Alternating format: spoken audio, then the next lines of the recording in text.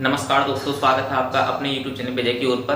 तो दोस्तों, अनुपात समानुपात की क्लास को आगे बढ़ाते हुए स्टार्ट करते हैं अपनी आज की क्लास। और ये सवाल मैंने लिख रखा है पहला, इसे अपने करते हैं। तो ये सवाल क्या दे रखा है, यदि ए बी का 3/5, बी सी का 2/3 भाग तथा सी डी का 5/6 भाग है, तो ए बी सी डी का अनुपात हमें बताना है, यानी चारों का अनुपात में मर्ज करना। और मर्ज करना जो हमने वो सीख लिया अच्छी तरीके से। तो देखो इसे किस तरह से मर्ज करेंगे। हमें क्या क्या दे रखा है, सबसे पहले ए और बी। ठीक है, ए बी का अगर 3/5 बोले तो मतलब है कि ये ऊपर वाली जो वैल्यू है वो पहले वाले की है और जो नीचे वाली वैल्यू है वो दूसरे वाले की। ठीक है, तो ए बी का अनुपात कितना हो जाएगा, यहाँ से ए बी का मान हो जाएगा 3:5। फिर इसके बाद में बी सी का कितना है, 2/3 है। तो हम ऐसे लिखेंगे कि बी अनुपात सी, ये मान कितना दे रखा है, 2:3। ठीक है, ये आप सीधा सीधा लिख सकते हो। सी डी का कितना है, 5/6, तो हम सी और डी लिखेंगे। तो सी डी का कितना आ रहा है, 5:6 आ रहा है। अब ये हमने अनुपात लिख लिए ए बी का, बी सी का, सी डी का। अब हमें ये लिखने एक साथ ही, सबका जो अनुपात है वो एक साथ मर्ज करना है। तो कौन से तरीके से हमने करा था कि भी ए बी का मान लिख लो 3:5, फिर ये वाला जो मान है शिफ्ट कर दो इधर, 5 इधर आ जाएगा, 5 इधर आ जाएगा। फिर बी सी का मान कितना है, 2-3, तो बी सी का मान कितना आ जाएगा, 2-3। ये वाला पड़ोसी इधर को शिफ्ट कर दो और ये वाला पड़ोसी इधर शिफ्ट कर दो। फिर कितना लिखना है, सी और डी के नीचे 5 है, तो सी के नीचे कितना लिखना है, 5, और यहाँ कितना लिखना है, 6। और ये पड़ोसी हमारा 5 इधर आ जाएगा और ये पड़ोसी इधर आ जाएगा। तो इस तरह से हमने मर्ज करना सीखा था इस मेथड से। अब इनकी क्या करनी है, आपस में कैलकुलेशन करनी है और गुणा करानी है। तो देखो सबसे पहले क्या करेंगे, हम इनकी गुणा करा ले रहे हैं। तो ये हो जाएगा 3 दूनी 6, 3 दूनी 6, 6 पंजे कितना हो जाएगा, 30। फिर अनुपात, फिर 55 25 और 25 दूनी कितना हो जाएगा, 50। 5 55 25 और 25 दिए कितना हो जाएगा, 75। और ये कितना हो जाएगा, 5 6 30 और 30 दिए कितना हो जाएगा, 90। तो इस तरह से ये हमारा मर्ज हो गया 30 50 75 90। अब ये वैल्यू अगर किसी से कट जाएगी तो हम इसे काट देंगे।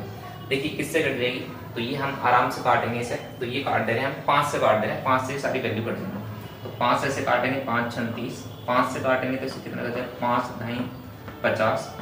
और 5 से इसे काटेंगे तो कितना बार कटेगा, 15 पंजे कितने होते हैं, 75।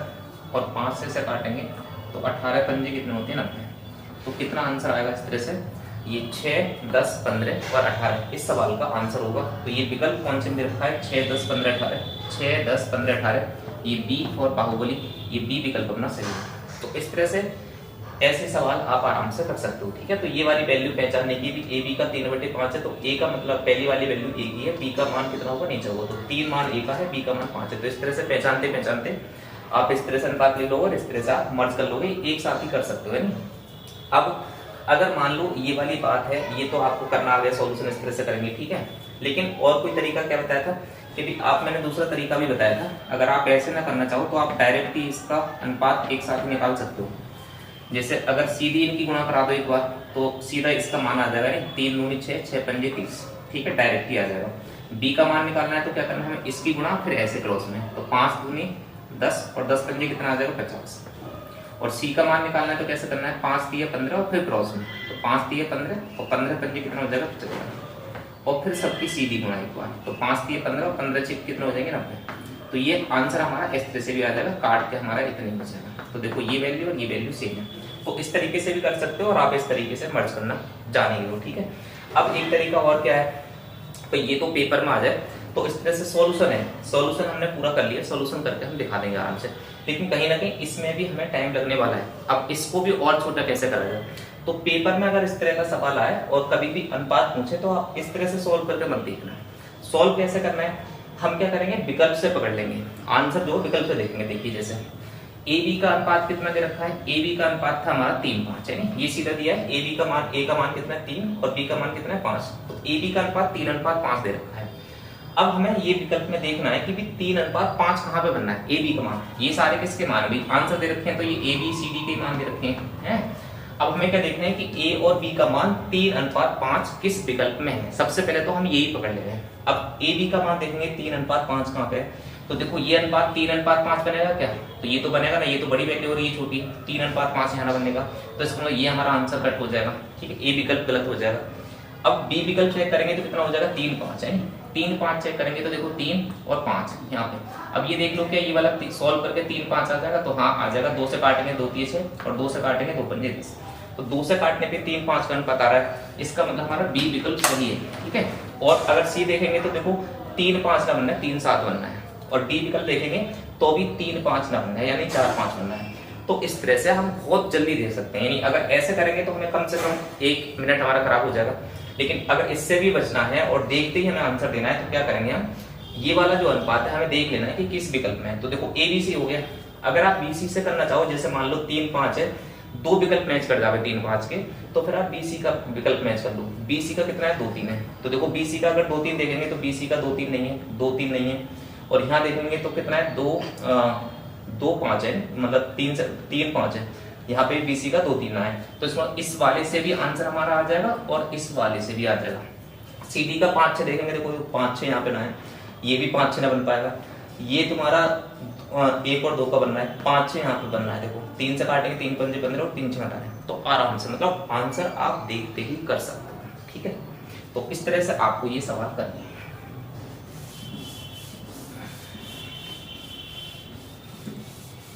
चलिए दोस्तों, अब करते हैं अगला सवाल। यदि A का 20% B के 16% के बराबर है तो A B का कितने परसेंट है, ये हमें इस तरह से ज्ञात करना है। तो हम सबसे पहले क्या करेंगे, A का 20%, ठीक है, A का 20% किसके बराबर लगाना है, B के 16% के बराबर लगाना है, यानी B का 16% इसके क्या होगा, बराबर होगा। तो ऐसे सवालों में क्या करते हैं, सबसे पहले हम सॉल्व कर लेंगे। तो देखो परसेंट इधर लगा हुआ है, परसेंट इधर लगा हुआ है, दोनों तरफ परसेंट है, तो परसेंट से परसेंट कैंसिल कर देंगे, ठीक है।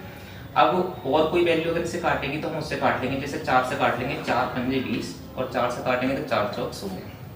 अब A इधर ले आएंगे, A इधर हम है हमारा, और B इधर ले आएंगे, तो A बटे B कर लेंगे तो कितना हो जाएगा, 4 तो इधर ही है, और ये गुणा की जो वैल्यू है वो कहाँ पहुंच जाएगी, बटे में पहुंच जाएगी। तो A का मान कितना निकाल लिया 4 और B का मान कितना निकाल लिया 5।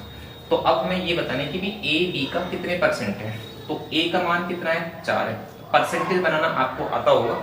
A का मान कितना है 4 और B से परसेंटेज पूछा है, तो जिससे पूछा है उसे हम क्या लगा देंगे, बटे में। यानी B से वैल्यू पूछिए, B से 4 कितना परसेंट है, A जो है B का कितने परसेंट है, तो देखो A कितना है 4 और B का कितने परसेंट है, तो B का मान कितना है 5, तो 5 का कितने परसेंट है, और गुणा। अब इसे क्या कर देंगे, प्रतिशत में बनाने के लिए 100% से मल्टीप्लाई।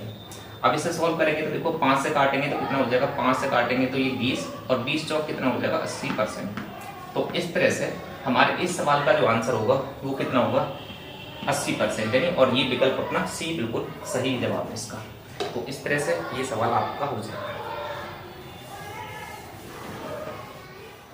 आइए दोस्तों, एक और आसान सा सवाल करते हैं। देखिए, यदि A का आधा, B का 1/3, C का 1/4 तथा D का 1/5 आपस में बराबर है तो ABCD का अनुपात हमें ज्ञात करना है। तो बहुत ही सिंपल सवाल है, बहुत ही सरल सवाल है। देखिए कैसे करेंगे, A का आधा करना है, तो इसका मतलब है कि A का आधा, ठीक है, A का आधा, B का 1/3 यानी B का 1/3 और C का कितना बोला है, C का बोला है 1/4 और D का कितना बोला है, D का बोला है 1/5, ठीक है। 1/5 का मतलब 1/5। तो ये भाग आपस में क्या है, बराबर दे रखे हैं। अब अगर हमें बराबर दे रखे हैं तो ये बात हमें याद रखनी है कि इसे हम ऐसे भी लिख सकते हैं A/2, ठीक है, और इस तरह से भी लिख सकते हैं B/3 और इस तरह से भी लिख सकते हैं C/4 और इस तरह से भी लिखा जा सकता है D/5, ठीक है। एक ही बात है ये वाली बात। तो अब इसमें ये बात ध्यान रखनी है, ये वाली वैल्यू क्या है, A के बटे में है, ये वैल्यू क्या है, B के बटे में है, ये वैल्यू C के बटे में और ये वैल्यू D के बटे में है। तो अगर कोई वैल्यू बटे वाली होती है तो वो खुद उसका A का मान होता है, ठीक है। ऐसे A का मान कितना हो जाएगा 2, B का मान कितना हो जाएगा 3, C का मान कितना हो जाएगा 4 और D का मान कितना हो जाएगा 5। तो इस तरह से हमें कुछ करना ना पड़ेगा सवाल में, सारी वैल्यू यहीं पे दे रखी है। A का मान कितना हो 2, तो A का मान कितना दे रखा है 2 आ जाएगा इसका मान। देखो किस विकल्प में, तो D विकल्प में है। B का मान कितना है 3, C का मान कितना है 4 और D का मान कितना है 5। तो ये हमारा D विकल्प जो है इस सवाल का बिल्कुल सही आंसर हो जाएगा, ठीक है। तो आप इस तरह से कर सकते हो। अच्छा, आप अगर एक बात ध्यान रखना, ये वाली वैल्यू अगर ऐसे दे रखी है, बटे में दे रखी है, तब तो आप इस तरह से लगा लोगे। यानी कभी कभी क्या देता है सवाल में, इस तरह से देता है, जो मैं एक सवाल दे रहा हूँ, यदि हमें इस तरह से दिया है 2A = 3B = 4C = 5D है, तो ABCD का अनुपात पूछा है, तब किस तरह से करेंगे? तो इसका तरीका ये होता है कि देखो ये वैल्यू है गुणा में, यानी अब गुणा का मान, गुणा की जो वैल्यू कहाँ पे जाती है? बटे में जाती है। ये चीज आपने पढ़ रखी है। तो A का मान निकालेंगे तो क्या हो जाएगा? जो वैल्यू 2 गुणा में है उसे हम ले जाएंगे बटे में, तो कितना हो जाएगा? 1/2। ऐसे ही B का मान निकालेंगे तो कितना है गुणा में? इसके 3 है, तो इसका आ जाएगा कितना? 1/3 आ जाएगा। ऐसे C का मान निकालेंगे तो गुणा में कितना है? 4, तो कितना आ जाएगा? 1/4। तो इस तरह से ये अनुपात हो जाएगा। और D का मान निकालेंगे तो कितना आ जाएगा? 1/5 आ जाएगा।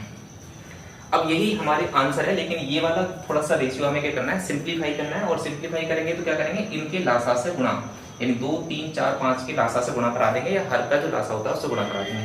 तो 2, 3, 4, 5 का लासा कितना होगा? 60 होगा। तो प्रत्येक संख्या में हम क्या करेंगे? 60 से गुणा करा देंगे। अब इसे सिंप्लीफाई कर लेंगे तो 2 से काटेंगे कितना आ जाएगा? 30। और 3 से काटेंगे तो कितना आ जाएगा? 20। 4 से काटेंगे तो कितना आ जाएगा? 4 से काटेंगे तो 15। और 5 से काटेंगे तो कितना आ जाएगा? 5। तो ये वैल्यू अगर किसी से और से कट जाए तो काट लेंगे, नहीं तो बस इतना ही हमारा आंसर होगा। तो इस तरह का अगर सवाल आए तो ये बात आपको याद रखनी है। अगर गुणा में है तो वैल्यू कहाँ पे लानी है? बटे में लानी है। और अगर बटे वाली वैल्यू होती है तो वो खुद उसके ऊपर वाली की वैल्यू होती है, ठीक है ना? A/2 है तो A का मान कितना होगा? 2 होगा।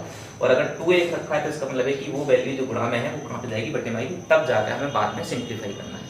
तो इस तरह के सवाल आते हैं तो आप इस तरह से आप आराम से कर सकते हो, ठीक है? तो दोस्तों इसी के साथ आज की अपनी क्लास यहीं पर एंड करते हैं और मिलते हैं नेक्स्ट क्लास में जल्दी ही। नमस्कार।